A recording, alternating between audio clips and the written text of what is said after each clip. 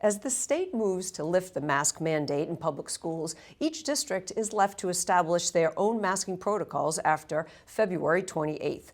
Superintendent Dr. Dan Kudekanst announced this week, starting Monday, March 7th, Needham Public School students will no longer be required to wear masks.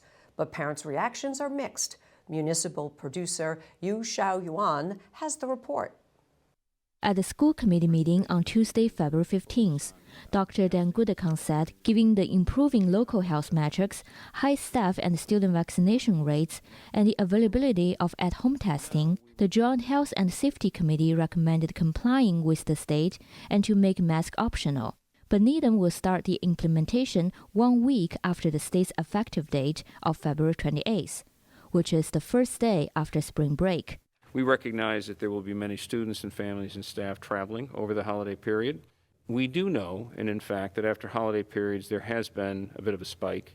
And so really to be cautious and also to have 1 week to plan, staff will share lessons with students, have conversations with them so that they can understand what it means to learn and to work and to play in an environment where one may make a different choice than you, and that's perfectly fine. We talked to Dr. Kudekanst after the meeting, and he emphasized the importance of allowing students and staff to use the extra time to talk about their mask preferences. What it will mean for me to wear a mask because it's comfortable for me and better for my family, but I understand that you are not going to wear a mask because you don't have a need to. Preschool students and staff will remain masked because kids under the age of 5 are not eligible for vaccines. Other unvaccinated students and staff are also strongly encouraged to wear masks. For some parents, it is a promising step in winding down the in-school COVID mitigation measures and restoring a normal school life for students. Broad Meadow parent Melissa Bello asked the district to also consider removing other restrictions.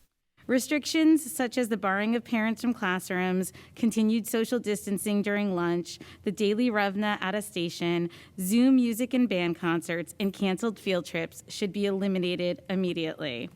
The negative mental health effects and learning deficiencies due to restrictions have been well documented. Some parents were concerned about ending the mask mandate for those vulnerable to COVID and pointed out the Centers for Disease Control and Prevention, or CDC, still recommends masking in schools. They also wanted to know what metrics will be used to determine whether to return to masking in the future. Dr. Kudekanst called that scenario exceptional. I think the conditions have to be really unique and, as I say, exceptional to return to that. And I believe that would probably be directed by the State Department of Public Health and or the governor's office, just as it was when we went into a state of emergency in March of 2020. On top of that, the Joint Health and Safety Committee will continue to monitor local health metrics for any protocol changes. If at any point in time we feel that student attendance, our local positivity rate, or the number of COVID individuals who are positive with COVID in our schools is increasing in a way that's making us all quite nervous and prompting us to reconsider, then we'll certainly do that. It may or may not have anything to do with masking. It might have to do with another protocol. One parent brought up a hearsay story that students were having contests about their appearances with and without masks. I've not heard anything about any contests. Our students, I think, are really quite capable of taking care of each other, learning from each other, and supporting one another in school with or without a mask.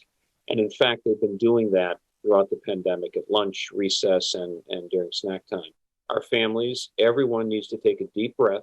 This is a very good move for the district and for our students to go into a mask-friendly learning environment on March 7th. And I'm convinced that after a few days, it will be the new normal for our students and for our staff. According to the data shared at the school committee meeting, 79% of pre-K to 6th grade students have received 2 doses of COVID-19 vaccines. 96% of 7th to 12th grade students are fully vaccinated. Needham ended contact tracing and the test and stay program this month, but instead started to provide at-home testing kits for students and staff and began a symptomatic testing program for those experiencing symptoms in school.